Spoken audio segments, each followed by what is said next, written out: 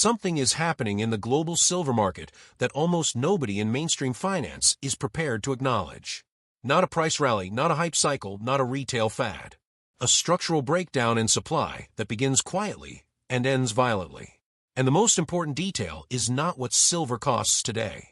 It's the fact that institutional participants are removing physical metal from circulation faster than the mining industry can replace it. In a world where everything is financialized, where every asset is turned into a digital token, a derivative, or a paper claim, silver is one of the few commodities that actually matters because it can't be printed, can't be faked, and can't be replaced by code or policy. Over the last 2 months, an estimated 35 to 40 million ounces of physical silver have been withdrawn from global vaults. Not swapped between custodians, not rehypothecated, not pledged as collateral, but physically removed. That quantity represents a meaningful portion of deliverable supply in the futures system. And it's not retail investors buying eagles and maples. This is institutional movement, sovereign accumulation, and industrial stockpiling. The people draining the system are not gamblers looking for a quick double. They are strategic actors preparing for a future where access to physical metal is less about price and more about availability. To understand the severity of this, you have to look beyond the spot price. Because the spot price of silver is not a free market reflection of supply and demand. It is a derivative-driven reference rate established in a paper market that represents hundreds of claims per ounce. The spot price is a number that financial institutions prefer to believe, even when it doesn't reflect the reality of physical availability. The real signal is not price. It's behavior. And institutions are behaving as if physical silver is more valuable in hand than on balance sheets. Early warning signs appeared when multiple South Korean financial institutions abruptly halted sales of physical silver. No announcement, no phase transition, just a quiet internal recognition that continuing to sell metal could put them in a position where they could not meet future obligations. Around the same time, Chinese commercial banks received instructions restricting retail access to physical precious metals. You cannot call that a coincidence. When governments restrict public access to monetary metals, they are not trying to protect citizens from losing money. They are trying to accumulate supply at scale. India, which for decades was associated with gold demand, has rapidly become one of the largest silver importers in the world. But the purpose is not cultural. It is industrial. India's energy transition requires massive quantities of silver for solar, battery storage, and electrification. And unlike gold, silver disappears when it is used. It doesn't sit in vaults waiting to be monetized. It gets consumed permanently. Once demand moves to large-scale industrial applications, price is not the constraint. Supply is. And India is acting accordingly. Meanwhile, the futures market is flashing a warning signal that most investors ignore because they don't understand what it means. Physical silver is trading at a premium to futures contracts. In a healthy commodity market, the opposite should be true. Futures should be higher because of storage costs, financing, and time value. When spot trades above futures, the system is saying something extremely simple and extremely alarming. Physical metal is scarce, and people are willing to pay extra to get it now because they don't trust that they'll be able to get it later. This condition, called backwardation, is rare in silver. And when it persists, it is evidence of systemic strain. This strain is not temporary, and it is not caused by retail speculation. It is the result of a multi-year structural deficit between supply and demand. Mining output peaked years ago, and production has been declining despite higher prices because the geology is unforgiving. Most silver is not mined directly. It is produced as a byproduct of copper, lead, zinc, and gold mining. That means silver supply is tied to the economics of other metals. And those industries are not expanding rapidly enough to meet rising silver demand. Meanwhile, industrial consumption has expanded in virtually every major sector. Solar panels, electric vehicles, 5G networks, medical devices, military technology, high-efficiency computing, cryptocurrency mining, robotics, and aerospace engineering all require silver. And unlike gold, silver cannot be substituted. There is no replacement metal that performs its functions at the same level of conductivity, reflectivity, and antimicrobial resistance. When a manufacturer needs silver, they cannot choose something else. They either get silver or they shut down production. For decades, the financial system managed these mismatches by using paper. Futures contracts, ETFs, and unallocated accounts allowed investors to believe they own metal, while most of that metal never existed. The system relied on a stable assumption that most participants would never demand delivery. They would trade paper against paper, speculate on price movements, and never ask the system to produce the physical ounces they believed they owned. That assumption worked smoothly because industrial users required steady but predictable volumes, and investors were satisfied with synthetic exposure. Until now. The pressure today is not speculative, is existential. Industrial users are no longer comfortable trusting paper. Governments are no longer comfortable leaving metal in the open market. Institutions are no longer comfortable assuming supply will always be available. The result is a slow-motion bank run on the physical side of the market. Not because silver is the best investment, but because silver is one of the few commodities where failure to secure supply means failure to operate. In this environment, price becomes less meaningful than accessibility. Because when a market breaks, price doesn't rise gradually. It breaks violently. The first phase is slow accumulation without price response. The second phase is constrained availability with rising premiums. The third phase is panic bidding, where multiple buyers chase finite supply. And the final phase is failure, where dealers cannot deliver at any price, manufacturers shut down, exchanges change rules, and the paper system collapses. We are somewhere between Phase 1 and Phase 2. The vaults are draining, the institutions are repositioning, and the signals are visible to anyone willing to look at data instead of sentiment. Most people will not notice until premiums explode. And by then, the window to secure physical supply will be closing. One of the most dangerous misconceptions in modern finance is the belief that price tells the truth. In reality, price is the last thing to adjust. Behavior adjusts first. Liquidity adjusts second. Structure adjusts third. Price only responds after all other signals have been ignored. That is exactly what is happening in the silver market right now. The system is flashing signals that most investors have never been trained to interpret. They were taught to watch the chart, not the plumbing. But in commodities, the plumbing tells the truth long before the chart does. Look at the behavior of the major players. Banks aren't selling silver, they're cutting off access. Governments aren't liquidating reserves, they're accumulating. Industrial users aren't comfortable with just-in-time supply chains, they're shifting to preemptive hoarding. These are not actions taken because price is going up. These are actions taken because price no longer reflects the risk of scarcity. When actors with scale and responsibility start preparing for shortages, everyone downstream is already late. The second signal is liquidity. When major vaults experience net outflows, that's not a simple inventory adjustment. Vaults are not warehouses for retail products. They are the foundation of the entire paper settlement system. Every futures contract, every ETF share, every unallocated certificate is ultimately backed by a finite pool of deliverable silver. When that pool shrinks, the leverage ratio increases. More claims are tied to fewer ounces. That is how systems destabilize. It doesn't show up in the price chart. It shows up in the inventory report. By the time the chart reacts, the failure has already happened behind the scenes. The third signal is structure. The silver market is structured around one assumption, that the majority of participants will never demand physical settlement. Because if they did, the system would implode. That assumption worked as long as silver was treated as an asset, not a necessity. But silver is not optional anymore. The global economy is in the early stages of a multi-decade electrification cycle. Every major government has committed trillions to green energy, electric transportation, and digital infrastructure.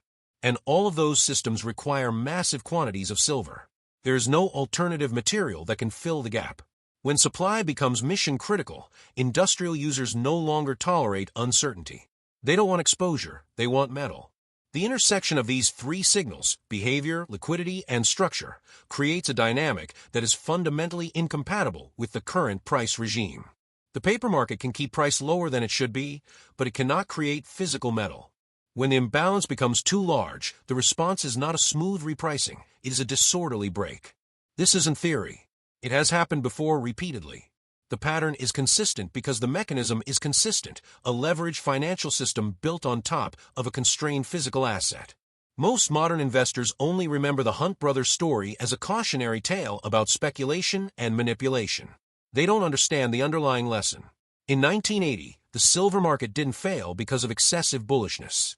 It failed because the physical system could not support the paper claims written against it. The Hunts didn't break the market by buying silver. The market broke because the system could not deliver silver. The same happened in palladium in 2001. A single supply disruption caused the entire derivative complex to unravel. Prices didn't rise because demand increased, they rose because the market realized the metal didn't exist. The difference today is scale. In the 1980s, industrial demand for silver was important but not existential. In 2001, palladium was critical but niche. Today, silver sits at the center of the most transformative industrial transition in a century. The global economy is becoming electric, digital, and decentralized. Every step of that evolution consumes silver. And that consumption is not cyclical, it is structural. Industrial demand will not decline because price rises. Manufacturers won't choose a substitute because silver gets expensive. They have no substitute. Meanwhile, supply is not expanding. Silver mining is constrained by geology and economics. Most silver comes from base metal mines, which means silver supply is a function of copper and lead demand, not silver demand. If industrial users want double the amount of silver, miners cannot just open new silver mines. They have to open new copper mines. That process takes years, not months.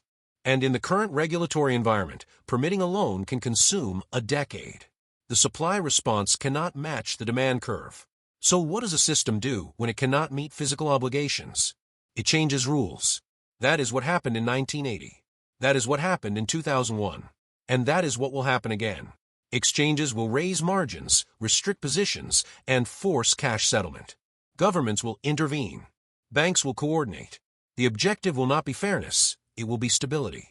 The losers will not be institutional players, it will be anyone holding paper claims they cannot convert. Promises will be fulfilled with currency, not metal. And if you understand what that means, you understand why price increases are irrelevant to real buyers. Most investors imagine price going from $30 to $60, maybe $100. They don't imagine a market where the spot price is meaningless because nobody can deliver at that price. That scenario sounds extreme, but it has already happened in miniature. During stress events, silver dealers routinely quote physical prices $10 to $30 above spot. That is not a premium, it is a split market. One market trades promises. The other trades reality. The people who buy physical metal today are not predicting a number. They are predicting a failure. And they are positioning accordingly. They are not trying to buy the bottom, they are trying to avoid the top. Because in a market where supply collapses, the winners are not the people who timed the trade perfectly. The winners are the people who secured metal while it was still available. Investors today are repeating the same mistake they made in every crisis. They are waiting for confirmation. They want the price to explode before they act. They want headlines fear urgency. They want to feel late before they move. But commodity shortages don't reward reactivity. They punish it. By the time the market admits there is a shortage, the shortage is unfixable. And no amount of money will solve it. The people who understand the stakes are not trying to predict what will happen when silver goes to $50 or $100. They are preparing for a world where price is irrelevant because supply has vanished. That world is not theoretical. In some parts of the silver market, it has already arrived in miniature. Efficiency now delays disaster later, but it does not prevent it. There is a psychological barrier that prevents most investors from understanding commodity scarcity until it is too late. They are conditioned to believe that markets are self-correcting, that price signals trigger supply responses, and that shortages are temporary anomalies. That idea works in a world of infinite scalability, where a factory can increase production by adding labor or capital. It does not work in a world governed by geology, physics, and time. Silver is not manufactured. It is extracted. And the rate at which it can be extracted is not controlled by price, but by nature. Investors think in terms of financial incentives, assuming that higher prices will motivate miners to produce more silver. They do not understand that mining is a slow, high-risk, capital-intensive activity where increasing output requires exploration, permitting, environmental compliance, infrastructure development, and operational scale. Each of those steps takes years. Some take decades. There is no mechanism for a rapid supply response. By the time increased production reaches the market, the cycle has already changed. Meanwhile, industrial demand for silver does not behave like speculative demand. Investors can wait. Consumers can pause. Industrial users cannot. If a manufacturer needs silver to produce solar panels, automotive components, medical devices, or semiconductor systems, they do not ask whether the price has gone up. They ask whether the metal exists. If the answer is no, production stops. Supply chain disruption is not a theory, is operational collapse. In that environment, silver is not a commodity, it is a bottleneck. That is why industrial hoarding is the most important and least understood driver of the silver market. Institutions are not hoarding for profit. They are hoarding to prevent operational paralysis. They are front-running a shortage because they cannot afford to wait for proof. They do not trade metal, they consume it. And consumption does not reverse. The silver that goes into a solar panel does not re-enter the market. It does not get recycled in meaningful volumes. It disappears permanently. Investors assume recycling will save the system. They forget that recycling is a business, not a charity. It requires infrastructure, incentive, and profitability. Silver is widely dispersed across millions of low-value products. The cost of recovery often exceeds the value of extraction. That is why global recycling rates remain low. Recycling is a lagging, not leading, response to scarcity. It cannot offset a multi-year deficit driven by exponential demand growth. It is also important to understand how the financial system has suppressed natural price discovery for decades. The paper markets create a liquidity illusion where speculation substitutes for ownership. Traders treat silver contracts as interchangeable with physical, assuming they can convert whenever they want. That assumption is rational as long as nobody tries to convert. But when conversion becomes widespread, the mathematical mismatch between paper claims and physical reserves becomes visible. In other words, the system works until it encounters reality. And reality is arriving faster than the system can adapt. The futures market was not designed to accommodate widespread physical settlement. It was designed to facilitate financial bets. The structure incentivizes leverage, not delivery. Margin systems are built on volatility control, not physical discipline. The entire architecture assumes that most traders will settle in cash. When that assumption breaks, the market breaks. When institutions begin demanding physical metal, exchanges are forced into a defensive posture. They raise margins to discourage settlement. They reclassify inventory to restrict withdrawal. They implement delivery delays, force cash settlement, or suspend trading entirely. These actions are not hypothetical. They have already occurred in miniature during localized stress events. Each time, price was a trailing indicator. The system cracked first. Price reacted later. Investors often misunderstand rule changes, believing they are implemented to prevent speculative excess. They do not understand that rule changes are implemented to protect the system from physical failure. Exchanges have one responsibility: survive. They do not exist to facilitate fair markets. They exist to prevent collapse. When the market structure is threatened, fairness is sacrificed immediately. In 1980, buyers were banned mid-rally. In 2001, delivery obligations were deferred. In 2020, certain metal contracts were settled in cash without notice. These were not market decisions. They were survival tactics. The expectation that regulators will preserve market integrity during crisis is naive. Regulators preserve system stability, not investor rights. If physical metal disappears, regulators will not allow a free market bidding war. They will not allow wealth transfer from institutions to retail. They will not allow systemic insolvency. They will change the rules, redefine obligations, and impose limits. And they will justify it under the language of emergency authority, risk management, and systemic protection. This is why waiting for price confirmation is the single worst strategy an investor can use in a scarcity event. Price is not an early signal. It is a delayed reaction filtered through the distortions of a derivative-based system. Investors who study price are studying symptoms. Investors who study structure are studying cause. Structural stress is visible now. Price reaction will come later, and it will come violently. Investors are conditioned to think in terms of buy signals, sell signals, indicators, and catalysts. They look for patterns that map onto traditional market behavior. But scarcity events do not follow conventional rules. They do not unfold gradually. They do not offer clear entry points. They do not reward patience. They punish hesitation. You either act before the market breaks or you do not act at all. Because once a shortage becomes undeniable, the opportunity disappears instantly. Psychologically, investors prefer clarity over uncertainty. They want validation that their thesis is correct. They want price action as confirmation. But confirmation is evidence of failure, not success. When silver breaks out, it will not break out because sentiment improved. It will break out because supply collapsed. And by the time supply collapses, physical availability will be gone. Investors who wait for a breakout are not buying security, They are buying scarcity premiums. They are not early, they are prey. The modern investor believes volatility is risk. In a scarcity event, volatility is not risk. Access is risk. The question is not what silver will cost. The question is whether you can own it at all. In a scarcity event, price is a distraction. Ownership is the objective. Investors who understand this are not trying to predict price targets. They are trying to secure supply before the system reprices scarcity. The most important shift happening right now is not visible in price data or trading volume. It is visible in policy. Governments are treating silver as a strategic resource, not a commodity. They are prioritizing access over price, supply over market efficiency, accumulation over transparency. That shift is subtle because governments never announce strategic accumulation publicly. They frame restrictions as risk controls, safety measures, or market stabilization policies.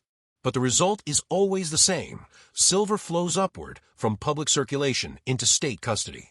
China is the clearest example of this. When a government with a history of hoarding commodities for geopolitical insurance restricts citizen access to physical metals, it is not because it fears retail speculation. It is because it anticipates structural shortages and intends to secure supply before global competition intensifies. China is simultaneously one of the largest producers and consumers of silver. Its energy, manufacturing, military, and technological sectors are fully dependent on stable supply. When people think about crisis, they imagine dramatic collapse, visible chaos, and unmistakable signals of danger. They expect alarms, headlines, and panic. But real systemic failures rarely begin with drama. They begin quietly, invisibly, through mechanisms that only become obvious in hindsight. The collapse of physical silver availability will not start with a price spike. It will start with silence. A dealer who says they are out of stock. A supplier who delays shipment. A refinery that extends lead times. A vault that reports unusually large withdrawals. These are not events that make headlines because they are not recognized as warnings. They are treated as temporary inconveniences until they accumulate into something irreversible. In every commodity crisis, there is a moment when participants realize that what they believe to be a market is actually a queue. A line of buyers waiting for a product that cannot be delivered in sufficient quantity. And in a queue, the question is not what price you are willing to pay. The question is whether you are early or late. That is the psychology of scarcity. Investors used to thinking in terms of valuation struggle to understand it because their mental frameworks are built around abundance. Scarcity does not behave like abundance. It does not reward patience. It does not accommodate caution. It punishes delay because timing determines survival. People ask what price silver will reach when the system breaks. $50, $100, $200. But the question assumes that price will remain the mechanism by which silver is allocated. In a systemic shortage, price becomes secondary to availability. Industrial users do not care if they pay 100% over spot. They care whether they receive metal at all. Governments do not care if silver becomes expensive. They care whether they can secure supply for strategic programs. The price will move, but it will move in a market where most participants are shut out of the transaction entirely. Most investors believe they can time their decisions based on visible signals. They plan to move when price starts to rise, when media begins to report shortages, when analysts issue warnings. But by the time those signals appear, it will already be too late. The breakpoint is not a single dramatic event. It is a sequence of small, unpublicized failures that accumulate until the market can no longer function. When that moment arrives, the system will respond not with transparency, but with control. Exchanges will change settlement rules. Banks will restrict withdrawals. Governments will impose priority allocation. The failure will not appear as a price explosion. It will appear as an unavailability crisis. That is why the most dangerous mindset in a scarcity event is the assumption that more information will produce better timing. More information does not produce better timing. It produces paralysis. When every investor is waiting for confirmation, confirmation becomes the signal to panic. Markets do not reward foresight when foresight is universal. They reward action taken before evidence is undeniable. Scarcity is not a prediction problem. It is a preparation problem. You cannot solve it with analysis. You solve it with ownership. People also misunderstand how quickly market psychology can change. One day, silver is boring, unimportant, and undervalued. The next day, it is scarce. And scarcity feeds on itself. The moment people realize availability is declining, demand accelerates. Inventory collapses exponentially, not linearly. The early shortages are not recognized as shortages because they are small. The later shortages are recognized by everyone simultaneously. At that point, demand is not driven by conviction. It is driven by fear. And fear is not rational. It is frantic. During that phase, price becomes meaningless because buyers are not bidding for investment. They are bidding for survival. Manufacturers cannot shut down for 3 months while waiting for a supply chain to normalize. Governments cannot suspend military projects or energy programs while waiting for price to stabilize. They will buy whatever metal exists, at whatever price is required. That behavior does not require silver to reach a specific value. It requires silver to become scarce enough that competitive bidding becomes desperate. The public will view this as a sudden crisis. It will not be sudden. It will be the visible phase of a long, invisible collapse. A collapse that began years earlier when production declined, inventories drained, and policy shifted from open markets to strategic accumulation. The institutions that triggered the crisis will not be affected by it. They already secured supply because they understood the stakes early. The people who suffer are those who believe access would always be possible because access had always been possible in the past. There's an underlying irony in all of this. Silver has spent decades being treated as a speculative asset by people who do not need it, while simultaneously being treated as an essential input by people who cannot operate without it. The speculative market created a narrative of insignificance. The industrial market created a reality of necessity. The collapse will occur when narrative can no longer suppress reality. When the physical world asserts itself over the financial world, the repricing will not be a market event. It will be an admission of truth.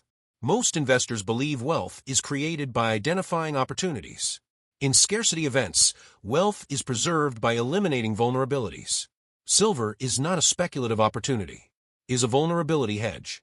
It is not about generating returns. It is about avoiding losses so large that they cannot be recovered. In a normal market, price is risk. In a scarcity event, lack of ownership is risk. The people who understand that distinction do not wait for price signals. They accumulate quietly, unemotionally, and consistently because they understand that the goal is not profit. It is insulation. If there is one lesson that history repeats consistently, it is that scarcity does not reward intelligence. It rewards decisiveness. Not boldness, not aggression, just simple, boring decisiveness. People who act early look foolish until the moment they look brilliant. People who act late look responsible until the moment they look desperate. Markets do not care about intentions. They only care about actions taken before the window closes. That is why the correct question is not, what will silver be worth one day? The correct question is, will you be able to obtain it before demand exceeds supply? When that point arrives, price will not save you. Information will not save you. Belief will not save you. Ownership will. If you followed this far and this made logical sense to you, subscribe so you don't miss what comes next. There are other markets facing the same structural pressure, and when they break, most people will be caught off guard. If you want to understand the bigger picture before everyone else sees it, subscribe for more.